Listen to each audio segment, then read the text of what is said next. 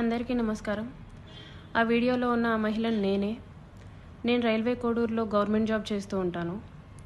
గత సంవత్సరంన్నర ముందు జూన్ 14, 2024లో రైల్వే కోడూరు ఎమ్మెల్యే అయిన ఆర్వా శ్రీధర్ గారికి నేను కంగ్రాచ్యులేషన్స్ చెప్దామని చెప్పేసి ఫేస్బుక్ ద్వారా మెసేజ్ చేయడం జరిగింది. అతను మొదటి రోజు అయినా సరే నాతో 2-3 గంటలు మాట్లాడారు. లాస్ట్లో అతని నెంబర్ నాకు ఇచ్చి నా నెంబర్ అతను తీసుకున్నారు. టెలిగ్రామ్ అనే యాప్లో నాకు మెసేజ్ చేశారు.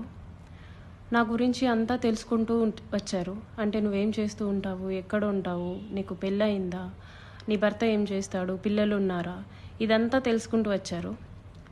నా భర్త నాకు దూరంగా ఉంటున్నాడు అనేసి తెలుసుకున్నారు. నేను నా బాబుతో ఉంటాననేసి నేను చెప్పాను. అలా అనుకోవద్దు, నువ్వేం ఒంటరివి కాదు, నీకు నేనున్నాను, ఎటువంటి సిచ్యువేషన్ అయినా సరే నేను నీకు ఉంటాను అని చెప్పేసి నెక్స్ట్ డే నుంచే నాకు అటువంటి ప్రామిసులు చేయడం జరిగింది. అటువంటి భరోసాలు ఇవ్వటం జరిగింది ఆయన నుంచి. సరే అని చెప్పేసి నేను నార్మల్గానే మాట్లాడుతూ వచ్చాను. ఒక 2 రోజుల తర్వాత ఆయన నా న్యూడ్స్ అడగడం స్టార్ట్ చేశారు. వీడియో కాల్స్ చేయని చెప్పేసి బలవంతం చేయడం స్టార్ట్ చేశారు. ఇదంతా కరెక్ట్ కాదండి అనేసి నేను అన్నప్పుడు అతను చాలా ఫాస్ట్గా టర్న్ అయిపోయి సీరియస్ అయిపోయి నన్ను బెదిరించడం జరిగింది.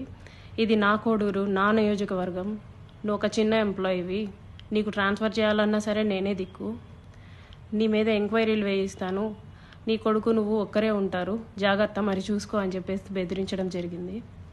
అయినా కూడా నేను న్యూస్ పంపలేదు. కానీ దాని తర్వాత నుంచి కలుద్దామని చెప్పేసి నన్ను చాలా టార్చర్ చేయడం జరిగింది. కలుస్తావా లేదా అని చెప్పేసి బెదిరించడం జరిగింది.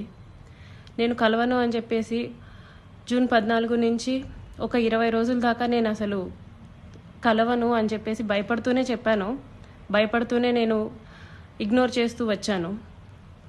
ఆయన ఒకసారి అన్నారు, నీ కొడుకు నువ్వు ఒంటరిగా ఉంటారు, చూసుకో, నీ కొడుకు ఏమైనా అయితే నన్ను అడగద్దు అనేసి భయపెట్టడం జరిగింది. సరే అని చెప్పేసి నేను జూలై 9, 2024లో ఫస్ట్ టైం కలిశాను అతన్ని. ఆయనే వచ్చేసి కారులో మా ఇంటి దగ్గరికి వచ్చి పిక్ చేసుకొని కడప రూట్ వెళ్దాం, కడప దాకా వెళ్దాం అనేసి చెప్పారు. ఏం మాట్లాడాలి అనేసి నేను అడిగాను. ఏమొద్దు, ఏం మాట్లాడద్దు, కడప దాకా వెళ్దాం అనేసి చెప్పారు. కడప దాకా వెళ్లకుండానే రాజంపేట దగ్గర ఏదో పల్లె దగ్గర ఆపేశారు. మొత్తం డార్క్గా ఉంది ప్లేస్. ఎందుకండి ఆపారు అనేసరికి నాకు నువ్వు సెక్షువల్గా కావాలి అనేసి అడిగారు. లేదండి, నేను సెక్షువల్గా కుదరదు, నేను అలాంటి దాన్ని కాదు అనేసి చెప్పాను. నేను అలా చెప్పేలోపే నా ప్రైవేట్ పార్ట్స్ని టచ్ చేయటం, నన్ను బలవంతంగా దగ్గరికి తీసుకోవడం లాంటివి జరిగాయి. నేను కార్ డోర్ ఓపెన్ చేయడానికి ట్రై చేశాను. అతను నా జుట్టు పట్టుకొని వెనక్కి లాగేసి నన్ను గట్టిగా కొట్టారు. 2-3 సార్లు కొట్టారు. చాలా గట్టిగా కొట్టి కార్ సీట్ని అడ్జస్ట్ చేసేసి నా మీదకి వచ్చేసి నన్ను చాలా బలవంతంగా రేప్ చేయడం జరిగింది. నేను అరవడానికి ట్రై చేస్తుంటే నన్ను చాలా గట్టిగానే కొడుతూ వచ్చారు. అలా నా మీద ఫస్ట్ అటెంప్ట్ జరిగింది. నన్ను ఇంటి దగ్గర డ్రాప్ చేసి నేను దిగుతున్న టైంలో, నువ్వు ఈ విషయం ఎవరికైనా చెప్పినా సరే నువ్వు కొలాప్స్ అయిపోతావు, నీ ఫ్యామిలీ కొలాప్స్ అయిపోతుంది, స్పాయిల్ చేసిస్తాను అని చెప్పేసి నాకు చెప్పడం జరిగింది. నేను ఆ భయంతో వెళ్ళిపోయాను, ఇంటికి వెళ్ళిపోయాను. నేను మా బాబే ఉంటాము. నెక్స్ట్ డే కూడా ఆయన కలుద్దాం, మాట్లాడాలి అని చెప్పేసి బెదిరిస్తూ వచ్చారు. అలా నాకు ఆగస్ట్ ఎండింగ్లో నా ఫస్ట్ ప్రెగ్నెన్సీ అతని వల్ల వచ్చింది. ఈ విషయం నేను అతనికి చెప్పాను. చెప్తే అబార్షన్ చేయించుకో వెంటనే అనేసి అన్నారు. నేను అబార్షన్ చేయించుకోవట్లేదు, నీ వల్ల నాకు ఇంత జరిగింది, నేను అబార్షన్ చేయించుకోవట్లేదు అంటే అప్పటికి నన్ను బెదిరించారు. నువ్వు అబార్షన్ చేయించుకుంటే నువ్వు బ్రతుకుతావు, నీ ఫ్యామిలీ బాగుంటుంది, నీ ఉద్యోగం బాగుంటుంది, లేకపోతే నా గురించి నీకు తెలుసు అని చెప్పేసి చెప్పడం జరిగింది. నేను అబార్షన్ చేయించుకోను, ఎట్టి పరిస్థితుల్లో అబార్షన్ చేయించుకోను అనేసి నేను వాదించాను. ఒక 2-3 సార్లు 2-3 రోజులు నన్ను బాగా బెదిరించి తర్వాత అష్యూరెన్స్ ఇచ్చారు. సరే, నీ భర్తకి నువ్వు విడాకులు ఇచ్చేసి నేను నిన్ను పెళ్లి చేసుకుంటాను, మీరు ఎలాగా దూరంగానే కదా ఉంటారు, నేను నిన్ను పెళ్లి చేసుకుంటాను, నీ భర్తకి నువ్వు విడాకులు ఇచ్చేసి అనేసి అన్నారు. అప్పటికీ నేను ఒప్పుకోలేదు. అబార్షన్ చేయించుకో, ఇది అయితే ఫస్ట్ అబార్షన్ చేయించుకో అని చెప్పి నమ్మించడానికి నేను నిన్ను పెళ్లి చేసుకుంటాను అనేసి నాకు చెప్పారు. నేను చాలా రోజులు చేయించుకోలేదు. అలా ఒక 2 months నాకు ప్రెగ్నెన్సీ ఉంది. దాని తర్వాత ఇంకా ఆయన కంటిన్యూస్గా బెదిరిస్తూ ఇంటికి వచ్చి కొడుతూ చేయించుకుంటావా లేదా అని చెప్పేసి టార్చర్ చేస్తూ ఫైన్ డే నేను అబార్షన్ చేయించుకున్నాను. ఆయన మాటలు నమ్మి నన్ను పెళ్లి చేసుకుంటారని ఆయన ఇచ్చిన అష్యూరెన్స్ని నేను నమ్మి నేను అబార్షన్ చేయించుకున్నాను. ఇలా ఈ 1.5 yearలో నాకు 5 అబార్షన్స్ అయ్యాయి ఆయన వల్ల. ఎప్పుడూ మా ఇంటికి రావటం, నాకు ఇష్టం లేదు అని చెప్పినా సరే నన్ను బలవంతంగా బయటికి తీసుకెళ్ళో లేకపోతే ఇంట్లోనో నన్ను కొట్టి మా వాళ్ళని బూతులు తిట్టి చాలా రకంగా నన్ను సెక్షువల్లీ అటెంప్ట్ చేయడం జరిగింది.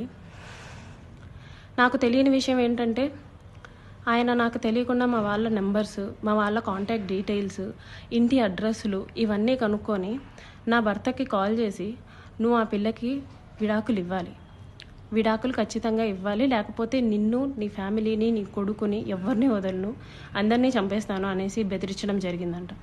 ఇది నాకు తెలీదు, ఈ విషయం నాకు తెలీదు. నా భర్త నన్ను తర్వాత కాల్ చేసి అసలు ఏం జరుగుతుంది అక్కడ అనేసి అన్నారు. ఇలా జరుగుతుంది అనేసి నేను మా ఇంట్లో వాళ్ళకి చెప్పాను. ఇలా రోజు ఇంటికి వస్తున్నాడు, నన్ను కొడుతున్నాడు, నన్ను టార్చర్ చేస్తున్నాడు, ఫిజికల్లీ నన్ను చాలా వాడుకుంటున్నాడు అనేసి నేను చెప్పి ఏడ్చాను. వాళ్ళందరూ నాకు దూరం అయిపోయారు. నీ ఇష్టం వచ్చింది నువ్వు చేసుకో అనేసి నన్ను తిట్టేసి నాకు చాలా దూరం అయిపోయారు. మేము ఇంకా నీతో మాట్లాడడం అని చెప్పి నన్ను వదిలేయడం జరిగింది. ఇదంతా ఆయన ప్లాన్డ్గానే చేసినట్టున్నారు.